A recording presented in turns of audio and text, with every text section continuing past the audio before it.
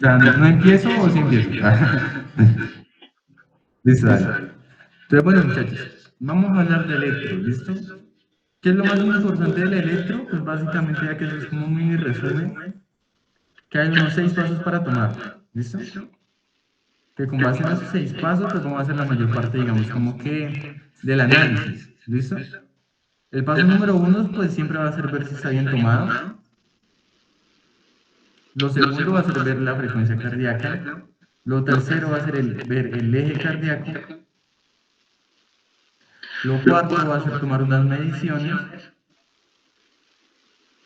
Lo quinto, aparte de ver si está bien tomado y lo demás, va a ser ver si hay alteraciones en el ritmo. Y lo sexto, ver si hay ondas de enfermedad coronaria. ¿Listo? Entonces, muy sencillo en ese sentido. Ahora, ¿qué es otra cosa muy importante también? ¿Cómo vemos si está bien tomado? Básicamente mediante 3 cosas. Para ustedes saber si está bien tomado, tienen que ver el voltaje al que se tomó,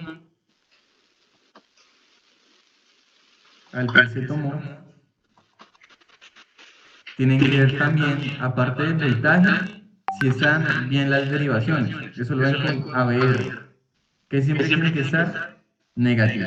¿Listo? Ahora, ¿cómo saben si el voltaje al que se tomó está bien? Pues básicamente todos los electrodos al inicio tienen esto.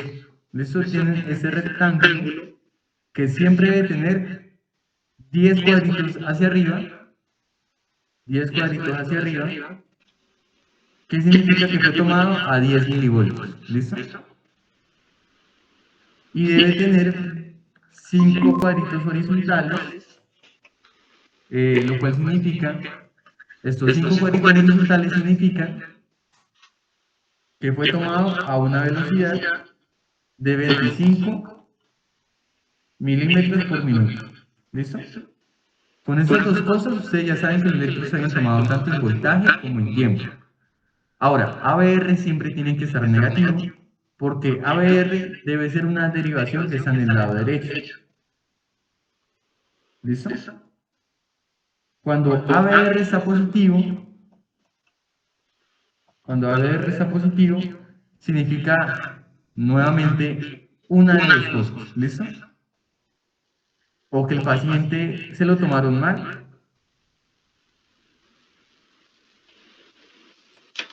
o que el paciente tiene el corazón al revés. ¿Listo? Básicamente estas son las dos alteraciones. O se lo tomaron mal o tienen el corazón al revés. De ahí nos salimos. ¿Listo? Igual voy a primero explicarles como toda la teoría y todo el fundamento para dar luego al final si hacemos los ejercicios. En cuanto a la frecuencia cardíaca, que es muy importante, que ustedes sepan que la frecuencia siempre debe mantenerse entre 60 y entre 100. Si está menos de 60, nosotros hablamos de algo que se llama una bradiarritmia. Una bradiarritmia. Si está más de 100, nosotros hablamos de algo que se llama una taquiarritmia. Las taquiarritmias hay dos tipos, ¿listo? Digamos que si está entre 100 y 150, decimos que es una taquiarritmia sinusal. Si está mayor a 150, decimos que es no sinusal. Y cuando es no sinusal, tenemos que ver otra cosa que es el QRS. El QRS, dependiendo de si está angosto o estrecho o está ancho, nos va a decir dos cosas. Si entonces, si tengo un ataque de arritmia porque tengo más de 100 y aparte ese ataque de arritmia es no sinusal porque es más de 150 y encontré que el QRS dentro de esa de más de 150 está angosto, decimos que es un ataque de arritmia supraventricular.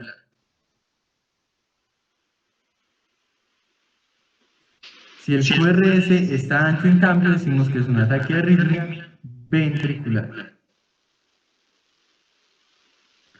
Dentro de las supraventriculares tenemos principalmente dos etiologías, estos son dos orígenes. tenemos la fibrilación auricular con respuesta ventricular rápida y tenemos la reentrada del nodo atrioventricular. ¿Listo? Entonces la fibrilación auricular con respuesta ventricular rápida y tenemos la reentrada del nodo atrioventricular. Esas son las dos taquiarritmias supraventriculares más frecuentes del nodo atrioventricular. Muy sencillo en ese sentido. Ahora, ¿ustedes cómo diferencian esta de esta? Pues eso lo veremos cuando hagamos los ejercicios, pero básicamente la clave está en que como esta es una fibrilación auricular, pues tiene los tres criterios que tienen que aprender para la fibrilación auricular. Entonces, primero, pues como ya sabemos, debe tener el QRS angosto. Y los otros dos criterios es que no debe tener ondas P y que entonces, además debe tener un ritmo irregularmente irregular. ¿Listo? O un ritmo irregular. Y pues, sí, entonces tiene los criterios para la fibrilación auricular y aparte pues tiene la alta frecuencia cardíaca, pues decimos que es una taquiarritmia supraventricular, en este caso una fibrilación auricular con respuesta ventricular rápida. ¿Cómo la diferenciamos de la reentrada del nodo atrioventricular? Pues básicamente porque la reentrada del nodo atrioventricular tiene la característica de que tiene un ritmo regular, a diferencia de esta, y además del ritmo regular, tiene ondas P negativas. ¿Listo? ¿Así vamos bien, muchachas, o tienen alguna pregunta? ¿O todo entendido? Bien, Amanda, Estefanía también está bien. Una pregunta, en el ritmo no auriculoventricular usualmente tenemos en cuenta la frecuencia cardíaca de 60-80. No, en la reentrada del nodo atrioventricular, en la reentrada tenemos la frecuencia como es dentro de las... Entonces, nuevamente, si estamos en taquiarritmias, debe ser mayor a 100, ¿listo? Y como estamos dentro de las no sinusales, debe ser mayor a 150. O sea que todas las que van a estar acá, van a ser todas mayores a 150. Y dentro de las del QRS angosto está la reentrada del nodo atrioventricular. O sea que como estamos viendo, debe tener una frecuencia mayor a 150 para estar por acá. Y además tener un QRS angosto. Esto tienen en común estas dos. Pero entonces, ¿cómo diferencio yo esta de esta? Pues esta tiene la característica de que tiene esos tres criterios, que son el QRS angosto, la ausencia de ondas P y el ritmo irregular, y por eso decimos que es una fibrilación auricular con respuesta ventricular rápida. En cambio, esta, como me estabas preguntando, no tiene 60-80, tiene más de 150 porque está por acá. Además tiene el QRS angosto también, pero digamos como que lo que la diferencia de la otra es que tiene estas ondas P negativas. ¿Listo? Ahí me entendiste un poco mejor. Listo, perfecto. Entonces, entendiendo esto, vamos muy bien. Igual todo esto es teoría, que quiero que ustedes hagan, pues como les voy a pasar el video, lo repasen mucho, para poder empezar, para que ustedes más hagan los ejercicios y pues también complementen pues con los que vamos a hacer ahorita. Ahora, tenemos un QRS, tenemos esa frecuencia altísima, pero en este caso tenemos el QRS ancho. O sea, decimos que es una taquiarritmia ventricular. ¿Cuáles son las opciones que tenemos? Tenemos principalmente dos. Una fibrilación ventricular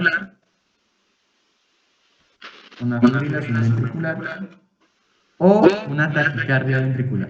¿Listo? O una taquicardia ventricular. ¿Cuál es la diferencia en estos casos? La fibrilación ventricular es QRS ancho más de 150, pero es irregular. ¿Listo? En cuanto a ritmo. La taquicardia ventricular es nuevamente 150 QRS ancho, pero es regular. Esa es la principal diferencia. Entonces, listo. Hasta ahí vamos bien. Entonces, ya entendieron si está bien tomado. Ya entendieron las alteraciones de la frecuencia. Ahora vamos a ver las alteraciones en el eje cardíaco. Entonces, para que ustedes puedan medir un eje cardíaco, vamos a ver lo siguiente. Básicamente vamos a tomar, digamos, como los dos Sí, digamos por decirlo así, los dos planos, ¿listo? No olvidemos que siempre las derivaciones que debemos ver van a ser de 1 y ABF, ¿listo? Si de 1 y ABF están positivos, si de 1 y ABF están positivos, significa que todos estos dos están entrelazados, o sea que se encuentran en este plano de acá. Entonces, si ambos están positivos, decimos que está normal. Pero, ¿qué pasa si de 1 está positivo, pero ABF está negativo? Si de 1 está positivo, pero ABF asciende, porque ahora está negativo, decimos entonces que estamos desviados, o sea, estamos en este plano, y estamos desviados hacia la izquierda. ¿Listo?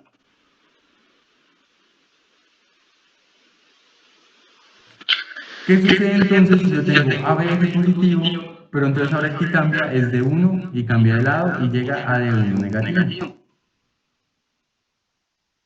En este caso lo que sucede es que básicamente quedamos en este plano de acá.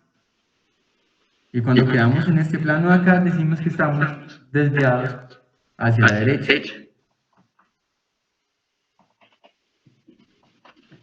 ¿Y qué pasa entonces cuando tanto AB de 1 se vuelve negativo como ABF se vuelve negativo? En este caso decimos que estamos en este plano de acá y decimos que estamos desviados hacia la extrema derecha. ¿Listo? Entonces, muy importante que tomemos esto en cuenta. Entonces, básicamente de 1 y ABF siempre tienen que estar positivos para que digamos que está normal. Pero si de 1 está positivo y ABF se vuelve negativo, quedamos en este lado acá, porque ahora se comunican entre ellos dos. Y entonces decimos que estamos desviados hacia la izquierda. Pero no, el que cambió fue de 1, pero ABF quedó normal. Quedamos en este plano acá. Entonces decimos que estamos desviados a la derecha. O no, que lo que pasa es que ambos cambiaron, tanto este pasó acá como este pasó acá. Entonces quedamos en esta zona de acá y decimos que estamos desviados hacia la extrema derecha. ¿Listo? Entonces muy importante que no olviden eso. Entonces, ¿por qué podemos estar desviados a la izquierda? Por ejemplo, porque hay una hipertrofia del ventrículo izquierdo. ¿Por qué podemos estar desviados a la derecha? Porque, por ejemplo, hay una hipertrofia del ventrículo derecho o, por ejemplo, hay hipertensión pulmonar. ¿Por qué podríamos estar desviados a la extrema derecha? Principalmente porque o tomaron mal el electro o porque tenemos dextrocardia. ¿Listo? Que significa básicamente que tenemos el corazón al revés. Entonces, listo, muchachos. ¿Hasta ahí vamos bien? ¿O tienen alguna pregunta sobre los ejes? ¿O todo bien? Listo, perfecto. Si hacemos bien con los ejes, vamos a continuar entonces. Ahora vamos a hablar de las mediciones. ¿Qué es lo más importante que ustedes tienen que saber en las mediciones? Básicamente, que vamos a medir tres cositas. ¿Listo? PR, intervalo PR, que no olviden que se toma desde el inicio de la P hasta el inicio del QRS. Desde el inicio de la P hasta el inicio del QRS. También vamos a tomar el intervalo QT, que se toma desde el inicio del QRS hasta el final de la T.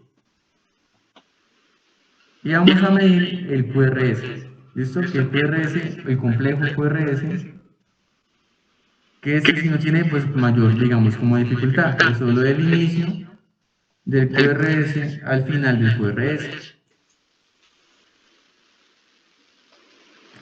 Ahora, ¿qué sucede? El PR regularmente tiene valores de entre 0.12 y 0.21 segundos. ¿Listo? 0.2 y 0.21 segundos. El QT debe tener valores que vayan desde 390 hasta 450 milisegundos. Y el QRS no debe ser mayor, o sea, siempre tiene que ser menor, mejor dicho, a 0.10 segundos. Este en cuadritos, ¿cuánto es? El PR debe tener de 3 a 5 cuadritos. ¿Listo? El QT debe tener aproximadamente de 11 a 12 cuadritos. O mejor digamos como de 10 a 12 cuadritos. ¿Listo? Y el QRS no debe tener sino por ahí máximo 2 cuadritos y medio. Entonces comencemos con el PR. ¿Qué pasa si el PR está muy aumentado? Decimos que hay un intervalo PR largo. Ese intervalo PR aumentado regularmente a mí me habla de bloqueos auriculoventriculares. ¿Listo? De los cuales tenemos 3 tipos. Tenemos bloqueos de primer grado, de segundo grado y de tercer grado. ¿Cuál es la diferencia? Que en el de primer grado el PR está prolongado, lógicamente, pero las ondas P no tienen alteración. ¿Listo? Las ondas P no tienen alteración. En el de segundo grado tenemos un PR prolongado también, pero sí tenemos P's con alteraciones. P's que carecen de QRS. ¿Listo? Esa es la alteración que tenemos acá. Entonces, como tenemos P que carecen de QRS, vamos a subdividir el segundo grado en 2 tipos, que puede ser MOVIX 1 o puede ser MOVIX 2. Si es MOVIX 1, la P que carece de QRS aparece de forma progresiva. ¿Listo? Si es MOVIX 2, la P que carece de QRS aparece de forma súbita. Eso lo verán mucho mejor con los ejemplos. ¿Listo? Ahora vamos con los de tercer grado. En el tercer grado lo que sucede es que hay un fenómeno que conocemos como disociación auriculoventricular. Entonces las dos cosas que encontramos en él son básicamente cuáles. Que las ondas P son completamente independientes de los complejos QRS. Y además que hay una bradiarritmia. ¿Listo?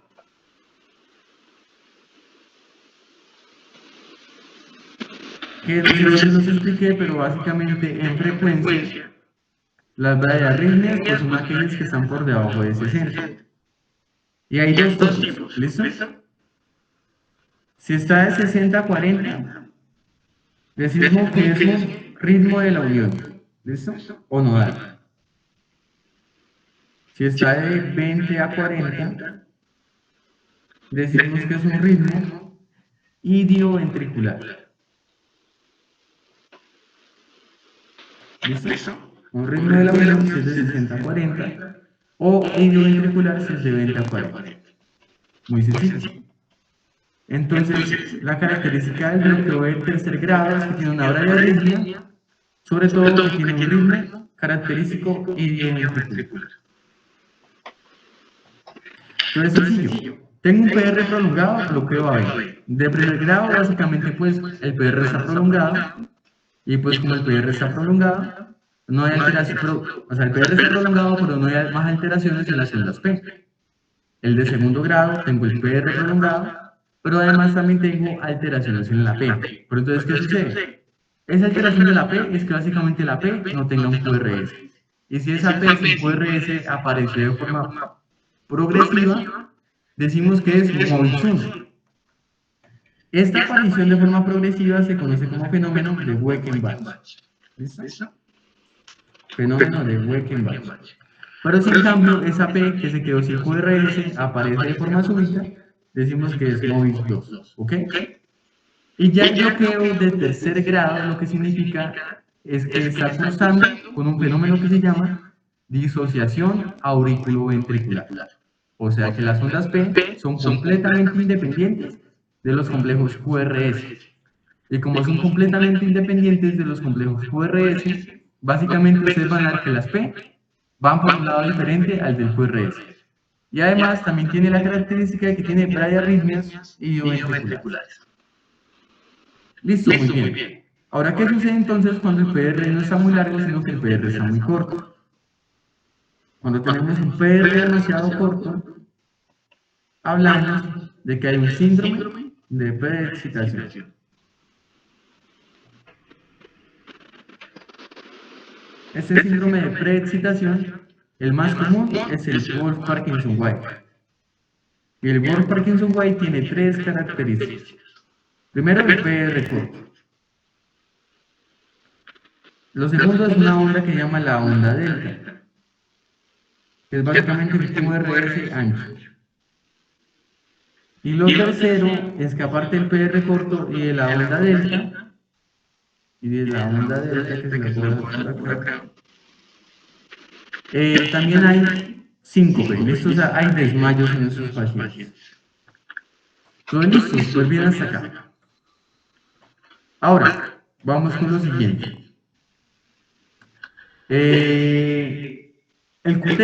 El QT, sobre todo, la mayor preocupación que nosotros tenemos es que haya un QT largo. Pero entonces, ¿así van entendiendo todo bien? ¿Todo bien? ¿Tienen alguna pregunta, alguna duda de pronto? ¿O todo está bien? Vale. Si todo está bien, entonces vamos a continuar. Entonces, el QT largo puede tener las siguientes alteraciones principalmente. QT largo puede haber congénito o adquirido. El congénito es básicamente por canalopatías. El adquirido es básicamente por medicamentos.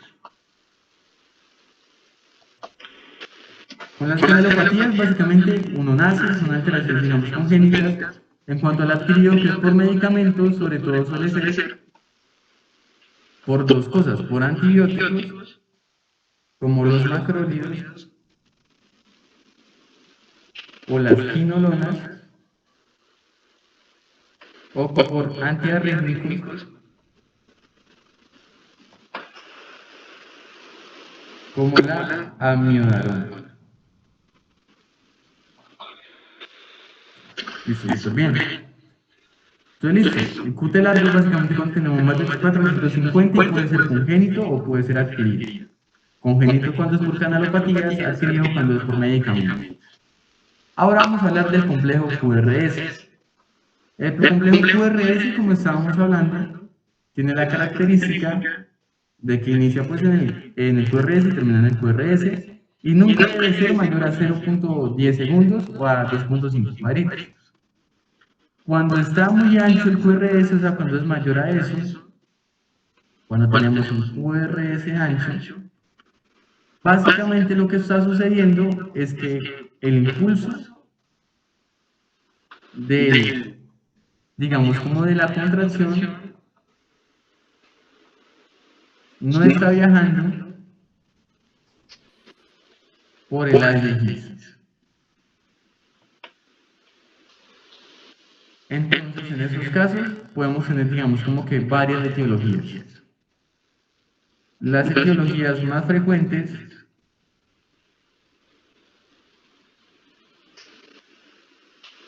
suelen ser sobre todo, por ejemplo, como estábamos hablando de Wolff-Parkinson-White, puede ser también el bloqueo AB de tercer grado, puede ser también, por ejemplo, un marcapasos,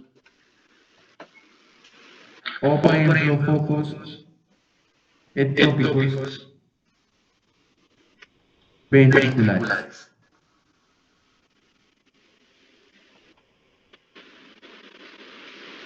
Entonces, muy importante esto de los focos ectópicos ventriculares, el marcapasos, o el bloqueo de tercer grado del Wolff-Parkinson-White. Lo que sucede en estos casos básicamente es que el impulso no viaja adecuadamente a través de las de His, y como no viaja adecuadamente a través de las de His, pues básicamente los ventrículos tienen una despolarización anormal que generan un QRS demasiado largo. Entonces, listo, ese es el cuarto paso en cuanto a las mediciones. Ahora vamos a ver en cuanto al ritmo. En cuanto al ritmo, tenemos principalmente dos hallazgos. Tenemos, por ejemplo, ritmos regulares y ritmos irregulares. Entonces vamos a ver eso un poco mejor.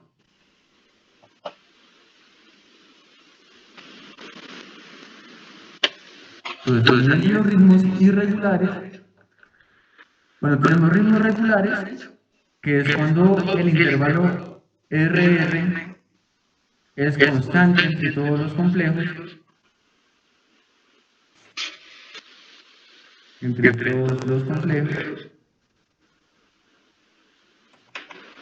o tenemos ritmos irregulares,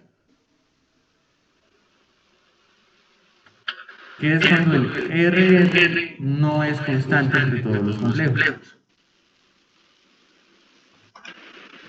Bueno, entonces dentro de los ritmos irregulares siempre los diferenciamos en dos tipos. Los diferenciamos en irregularmente irregulares, entonces irregularmente irregulares o irregularmente regulares. Los irregularmente irregulares suelen ser sobre todo los de la fibrilación. ¿Listo? Ya sea fibrilación auricular o fibrilación ventricular. ¿Qué sucede acá? Básicamente es un ritmo caótico sin un patrón definido.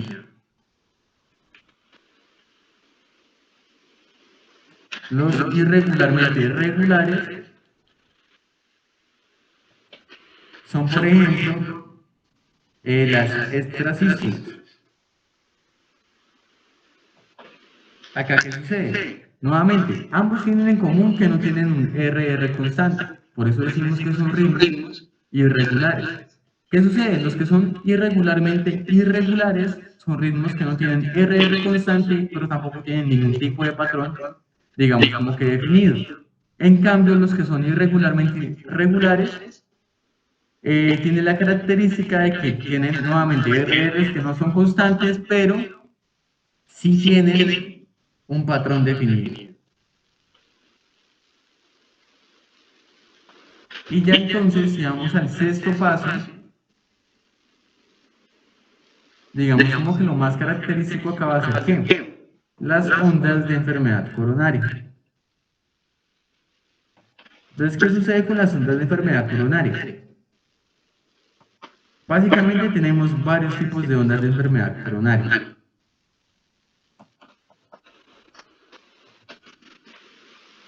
Tenemos principalmente tres. Tenemos la onda T, el segmento ST y la onda Q. Pero antes de profundizar en ellas, vamos a tomar un pequeño receso de unos 4 minuticos. ¿Les parece, muchachos? ¿Todo bien? ¿Listo? Vale, perfecto. Entonces, listo.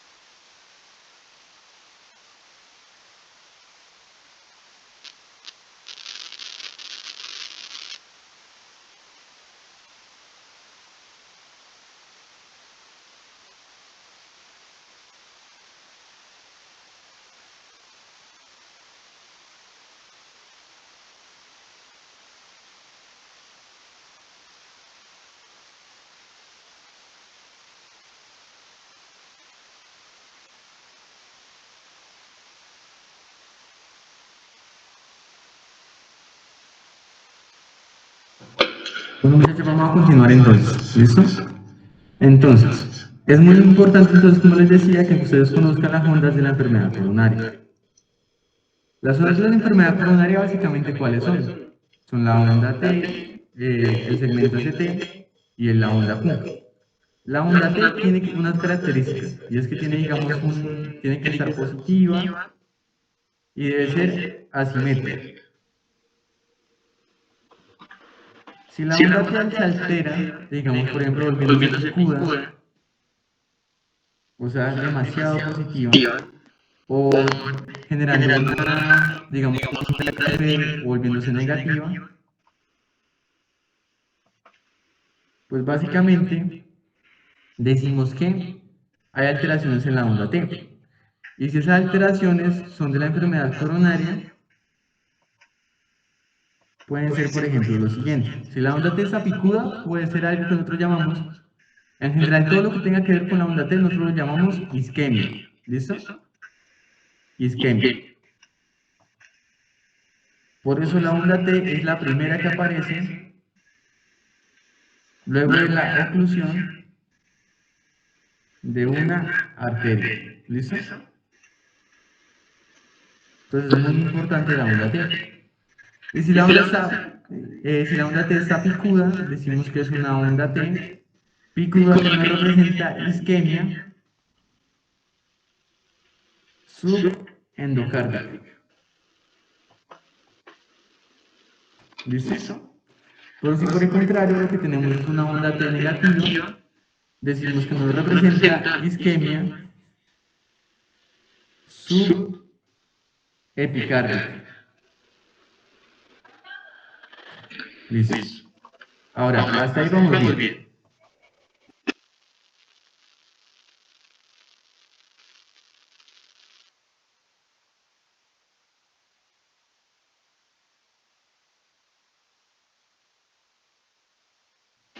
¿Qué pena, muchachos? Ahora sí. Entonces, la onda T picuda, isquemia subendocárdica. La onda T negativa, isquemia subepicárdica. Aparte de que cambia, digamos, como de longitud, la otra característica que tiene es que básicamente se vuelve simétrica. ¿Listo? O sea, eso es algo malo. Si se vuelve simétrica, significa que es patológico. Ahora, en cuanto al segmento ST, las características del segmento ST, digamos, para poder diferenciarlo bien y saber que el segmento ST está bien, es que tiene que ser isoeléctrico. ¿Cómo así? Que tiene que estar al mismo nivel que la línea base. Al mismo nivel de la línea base.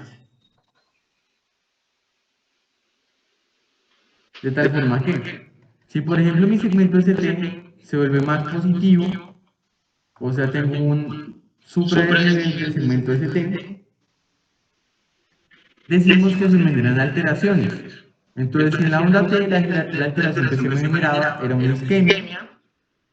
En el segmento ST, la alteración que se me genera es algo que conocemos como lesión. ¿Listo? Lesión. Y entonces, cuando está elevado, decimos que hay lesión subepicárdica. O sea, la famosa elevación del ST. Decimos que hay lesión subepicárdica. Cuando hay, por el contrario, un infradesnivel, o sea que hay una depresión del segmento ST, una depresión, decimos que hay lesión subendocárdica. Y esa lesión subendocárdica, pues es importante, por ejemplo, cuando hablamos de un descenso del ST. Lesión subendocárdica. Listo, muy importante. Por ende, digamos, la alteración en el segmento ST es la segunda que aparece. ¿Listo? Esta aparece a las horas. Esta aparece a los minutos. Esta es la primera que aparece. Esta es la segunda que aparece. Ya la Q, digamos, es como la última que aparece. Y ya lo que ya me indica no es ni isquemia ni lesión, sino necrosis. ¿Listo? Necrosis, no importa si es subepicárdica o endocárdica, la necrosis es solo necrosis. ¿Listo? Y esta necrosis tiene la característica de que para que tomemos en cuenta la onda Q, porque ustedes saben que muchas veces la onda Q puede estar, pero es pequeña. La onda Q que consideramos como patológica es la onda Q que sea mayor a 2 milímetros. ¿Listo? Esa onda Q ya decimos que es patológica y como tal es mucho más importante. ¿Listo? Entonces, listo. Esas son las ondas de lesión de enfermedad coronaria. Entonces, muy sencillo, ya saben los 6 pasos. ¿Qué es importante en la enfermedad coronaria? Que conozcamos las caras del corazón y que por ende conozcamos también las arterias que pueden estar afectadas. ¿Listo? Entonces, no olviden que en el corazón lo que nosotros miramos es principalmente el ventrículo izquierdo. ¿Listo? El ventrículo izquierdo. Y que este ventrículo izquierdo vamos a sacar unas caras, que son precisamente las caras que vemos en el electro. Entonces, a nivel del ventrículo izquierdo tenemos una variedad de caras que ya les voy a mostrar. El ventrículo izquierdo. Entonces tenemos, por ejemplo, una cara anterior, una cara lateral, una cara septal y una cara posterior inferior.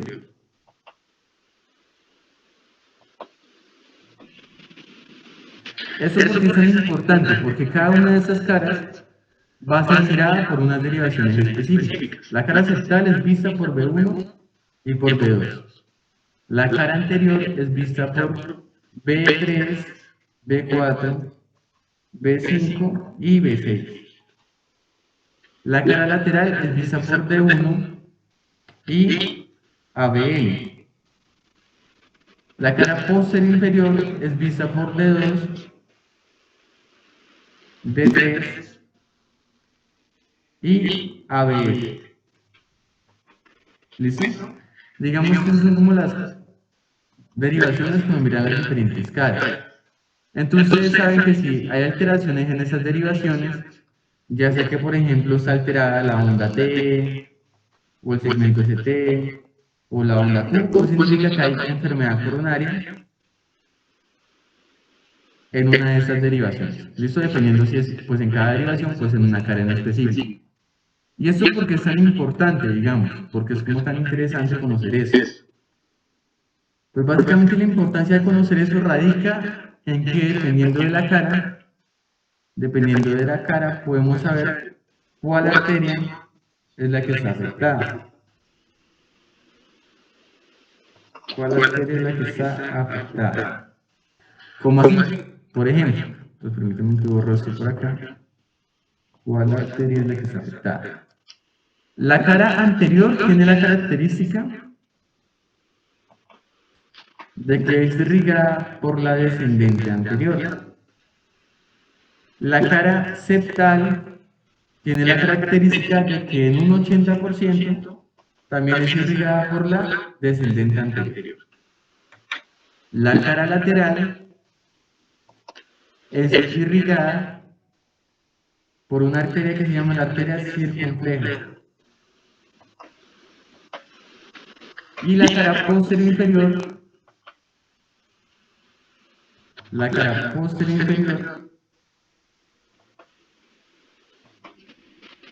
es irrigada por una arteria que se llama la descendente posterior. ¿Qué sucede?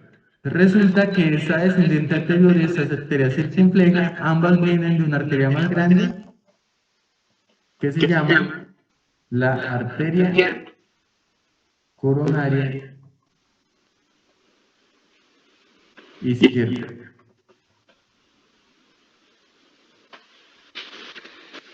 La arteria descendente posterior, junto con otras dos arterias, que son la arteria del nodo atrioventricular y la arteria del nodo sinusal, esas tres están irrigadas, o sea, esas tres vienen de una sola arteria grande que se llama la arteria coronaria derecha. Y no olvidemos que es la descendente posterior, esta arteria, la que cuando viene de la arteria coronaria decimos que es dominancia derecha. ¿Listo? Pero cuando esta arteria viene de la coronaria izquierda decimos que es dominancia izquierda.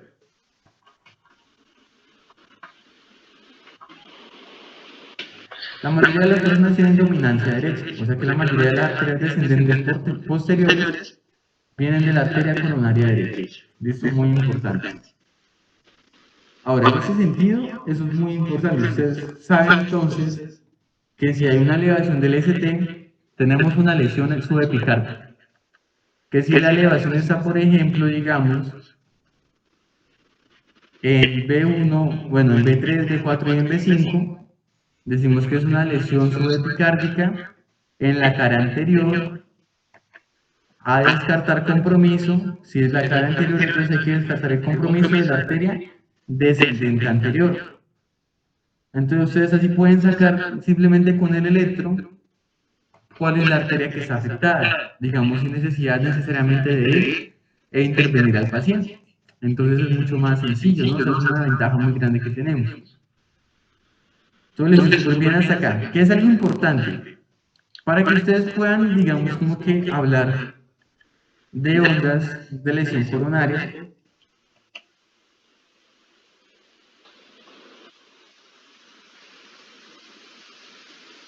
es importante que ustedes hablen de lo siguiente.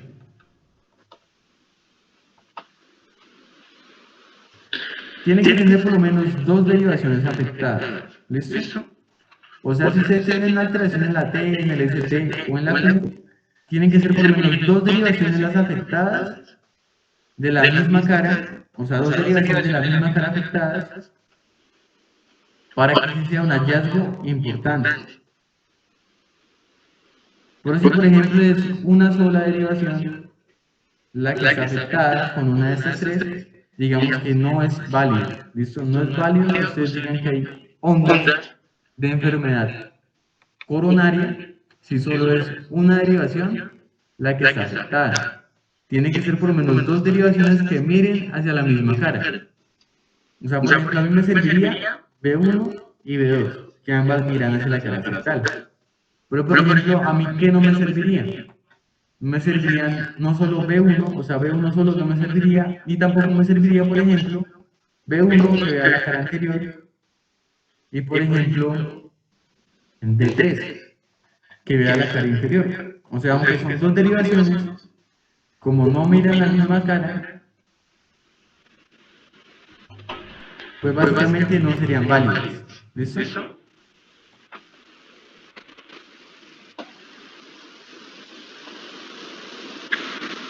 Entonces, listo. En ese sentido, ya sabemos entonces cuáles son las ondas, todos los hallazgos del electro, o sea, acá está todo lo que ustedes tienen que saber del electrocardiograma, absolutamente todo. Ahora vamos a hacer unos 6 ejercicios y terminamos. ¿Listo? ¿Pero hasta ahí vamos bien? ¿O tienen alguna pregunta? ¿O todo bien? ¿Listo? ¿Todo bien? Ok, perfecto. Amalia también bien. ¿Todo good? Ok. Entonces, ya estando bien, vamos a continuar. Entonces voy a buscar los ejercicios y ya empezamos en un momentico. Entonces vamos a buscar...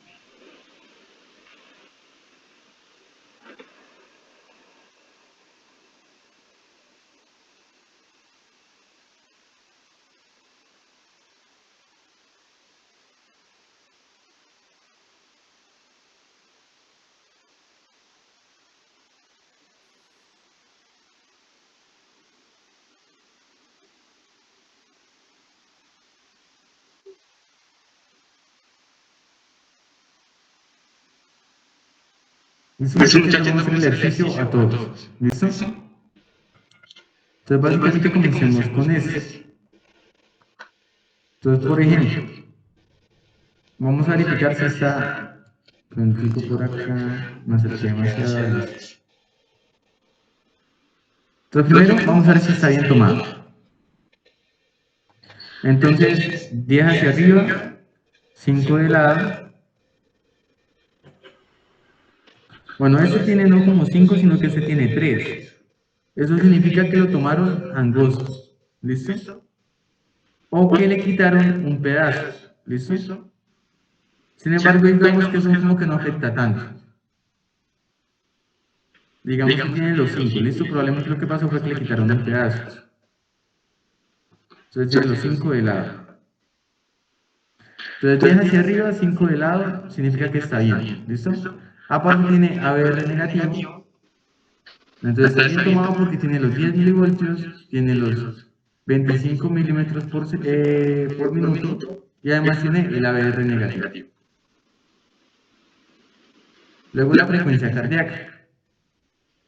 La frecuencia la tomamos cogiendo de una onda R hacia otra onda R. Entonces tomamos de acá a acá. Entonces vamos a ver cuántos hay. Hay 4, 9, 14, hay 15. Hay 15. Eso significa que entonces dijimos 1500 entre 15, eso me da 100. ¿Listo?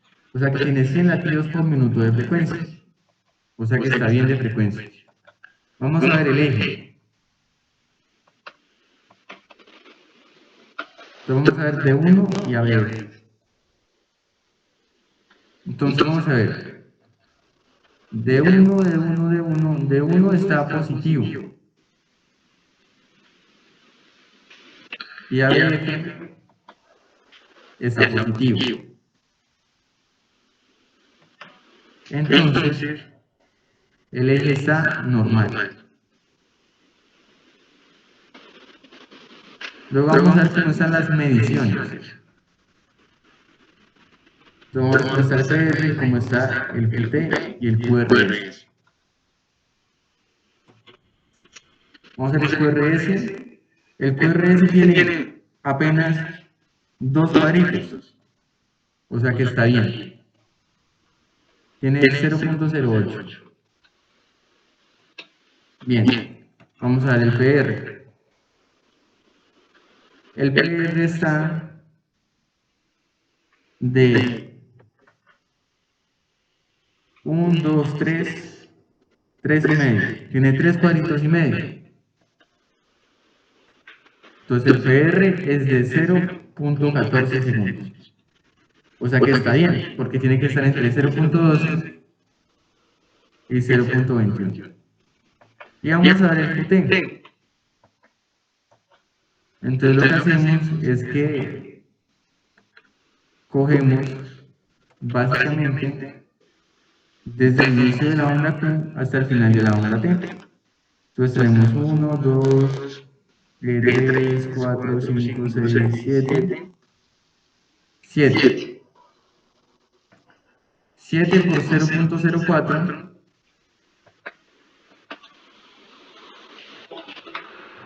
serían aproximadamente 28, ¿no? 0.28. O sea que tiene 280 de QT. Porque hay que multiplicar eso por 1000, no olviden, para que les dé milisegundos. O sea que tiene un QT corto. ¿Listo? Entonces ya vamos con las mediciones, ahora vamos con el ritmo.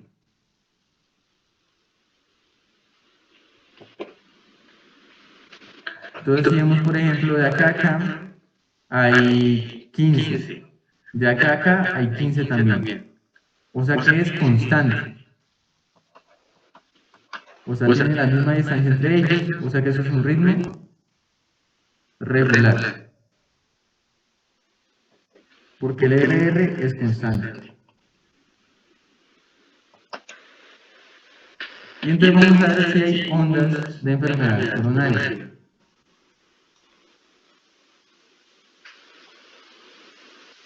Entonces, ondas de enfermedad coronaria. Entonces, vamos a ver si hay alteraciones en la T, en el ST o en la onda P. Entonces, alteraciones en la onda T no hay. Está asimétrica y está aplanada. Entonces, digamos que en ninguna de las derivaciones hay alteraciones en la onda T. Si se dan cuenta, lo único que sucede es que en B1 la onda T está invertida. Pero como es una sola derivación, dale. Pero como es una sola derivación, pues no hay mayor inconveniente. ¿Listo? Entonces no pasa nada. Entonces no hay alteraciones en la onda T. Vamos a ver el ST. Si se dan cuenta, este intervalo PR tiene que estar al mismo nivel del ST. Y es así. En todas las derivaciones están al mismo nivel. O sea, PR y ST están ambos en la línea base. O sea que están bien ahí. No hay alteraciones en el ST. Y si se dan cuenta, tampoco hay ondas Q patológicas, ¿no? S es una onda S porque antes hay una R. Entonces no hay alteraciones patológicas de ondas Q. Y no olvidemos que siempre estas ondas las podemos ver más que todo en las zonas precordiales. ¿Listo? O sea que la onda Q patológica es la ancha, ¿sí? La onda Q patológica se ve algo así. Yo por acá tengo una, mira. Por acá está, es esta de acá. Esto sería una onda Q patológica, ¿sí ves? Entonces, por ejemplo, acá lo que te das cuenta es que no hay nada que preceda, ¿sí ves? Entonces acá no hay una onda R. O sea, lo primero que hay es una onda Q que es mayor a 2 milímetros. Esta tiene como 10 milímetros. Esta es la onda Q patológica. ¿Listo? En cambio, si ves esto acá arriba, en donde estábamos ahorita,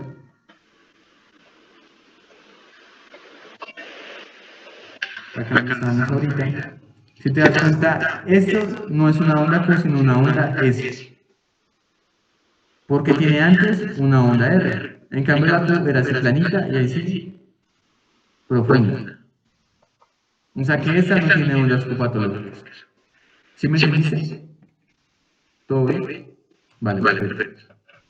Entonces, listo. Ya este estuvo. Entonces dijimos que lo único que le encontramos fue un QT corto. Ahora vamos a ver estos que son mucho más corticos. Este era básicamente como el inicial. ¿Eso qué es? Básicamente, pues calculemos la frecuencia rápidamente. Esto tiene como 250 de frecuencia. ¿Listo? Pero ponemos un poco más grueso. Listo.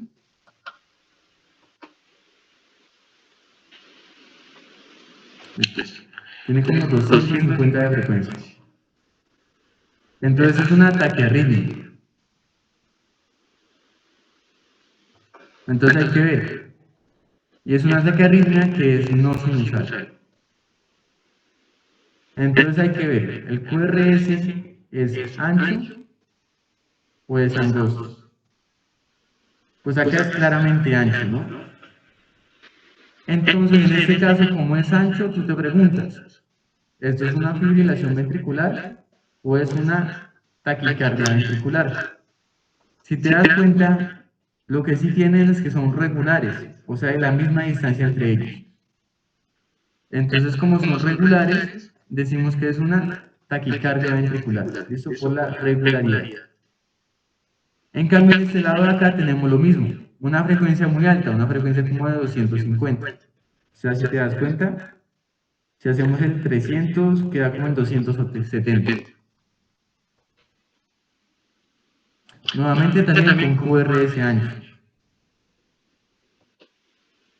Pero si te das cuenta, acá sí es completamente... Qué pena, yo Cuéntame. te pregunto esto, pero ahí yo cómo hago para distinguir las ondas. Ah, bueno, es que sí, es complicado, ¿no? Pero pues básicamente esto es una onda, esto es una onda, esto es una onda, o sea, es complicado acá.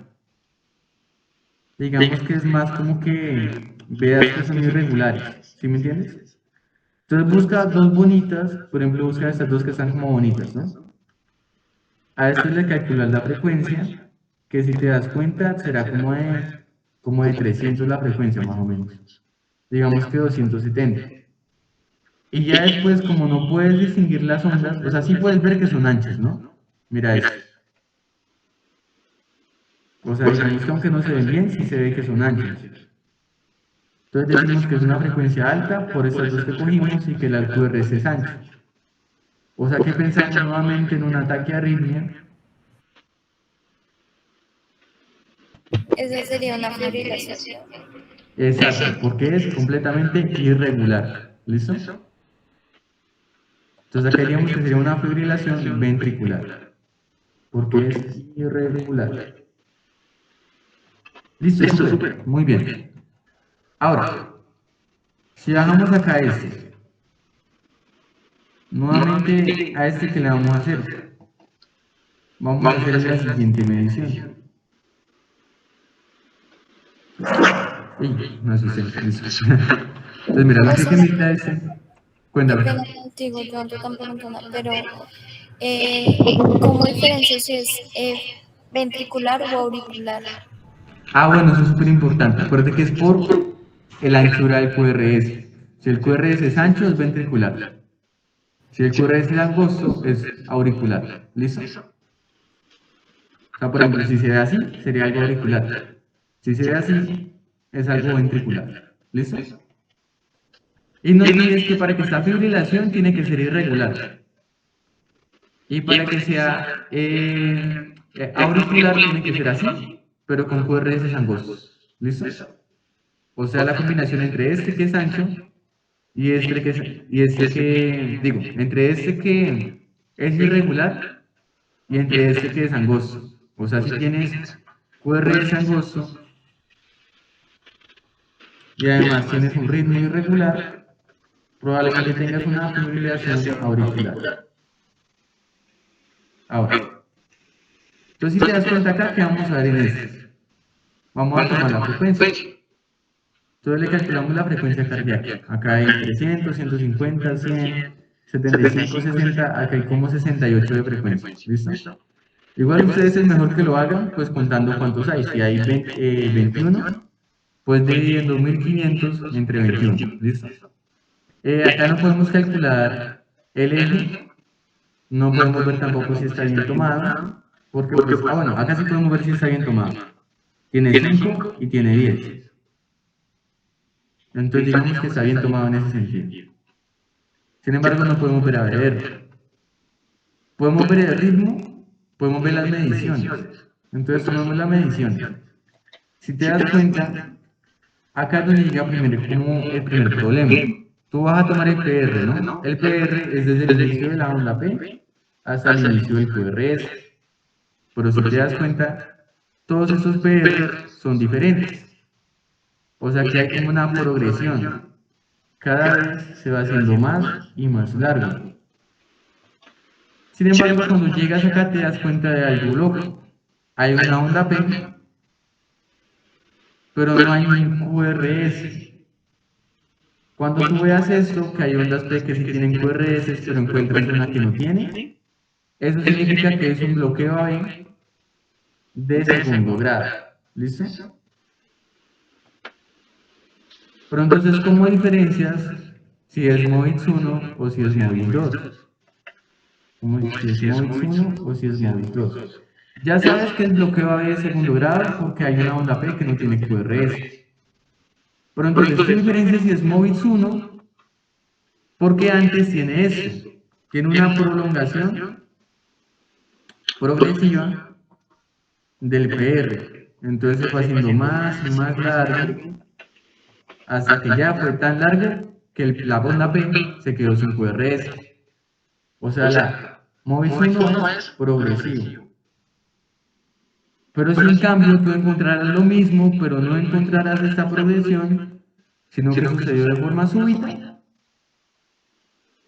o sea que no hubo como una señal, o sea que nunca progresó, estaban todos iguales y de la nada, ¡pum!, lo mismo, una onda P sin un QRS.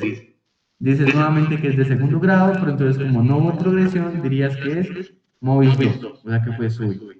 ¿Listo? Que era lo que les estaba explicando. ¿Vamos bien hasta ahí? ¿Todo bien? Vale, perfecto. Ahora vamos a ver en este caso de acá. Entonces nuevamente, a este le podemos sumar si está bien tomado, 5 y 10, está bien tomado. Vamos a sacar la frecuencia cardíaca. Tiene 300, 100, 300, 150, 100, 75, 60, 50, 42. Tiene como 37. ¿Listo? Tiene una frecuencia demasiado baja, como de 37. Tiene como 40 cuadritos acá. Y entonces, bueno, tenemos que tiene 37. O sea, esto es una bradiarritmia.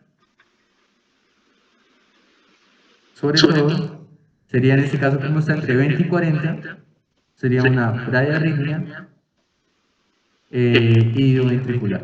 ¿Listo? Entonces, bueno, ya le tomamos la frecuencia y dijimos que sería una bradiarritmia idioventricular. No podemos ver el eje, pero sí podemos ver las mediciones. Entonces nos ponemos a ver el PR cómo está. Entonces voy a ubicar el PR y me encuentro con una sorpresa. Tengo un montón de ondas P. Si te das cuenta, tengo una onda P por acá, tengo otra por acá, tengo otra por acá. otra por acá, tengo una probablemente por acá, tengo otra onda P por acá. O sea, tengo un montón de ondas P. Y en cambio, si te das cuenta, tengo unos cuantos QRS. Tengo apenas un QRS, tengo acá otro QRS. Esto significa que las ondas P y los QRS van por lados diferentes. ¿Listo? Que hay una disociación. Y esta disociación entre las ondas P y los QRS más la bradiarritmia idioventricular es característico de un bloqueo AB de tercer grado. ¿Listo? Entonces es muy importante que tomes eso en cuenta.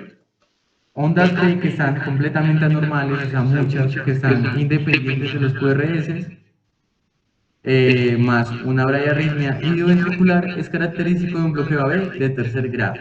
¿Listo? ¿Bien hasta acá? ¿Todo good? Dale, perfecto. Nos vamos a los últimos dos para dar el partido. Entonces, mira. Ahora, bueno, saltémonos los otros pasos, ¿listo?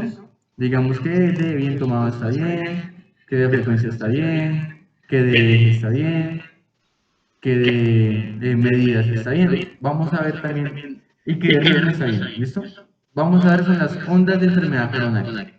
La T, ST y la T.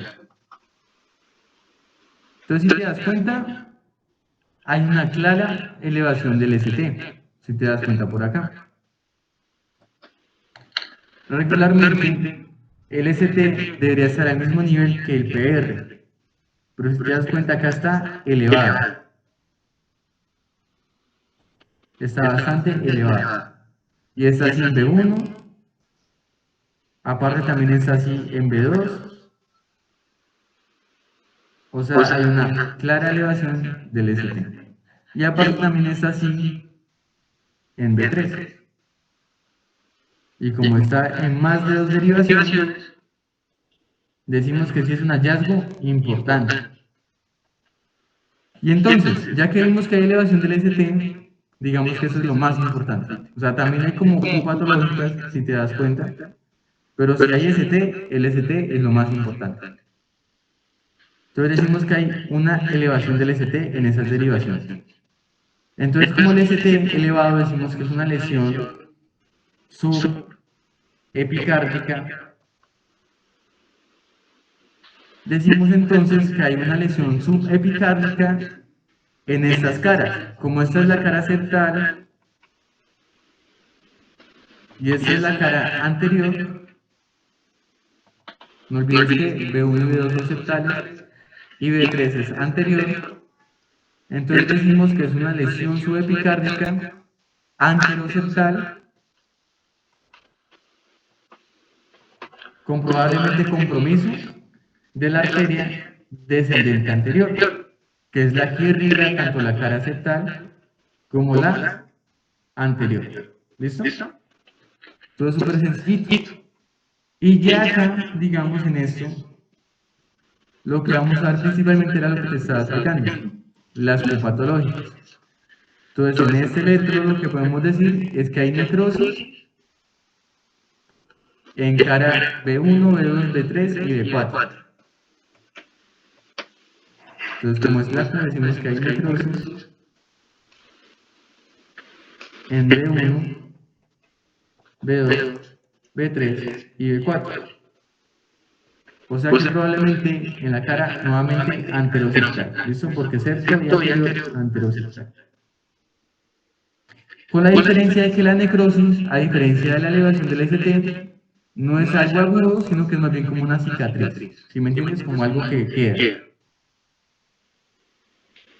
Y listo, Estefanía, esos fueron los ejercicios que hicimos por el día de hoy. Igual les voy a mandar más ejercicios para que los hagan ustedes igual. Y ya, todo good, ¿listo? Todo listo. Estamos entonces hablando, ¿listo? Muchas gracias, José. Que te bonita noche. Dale, igualmente que estés muy bien, hasta luego.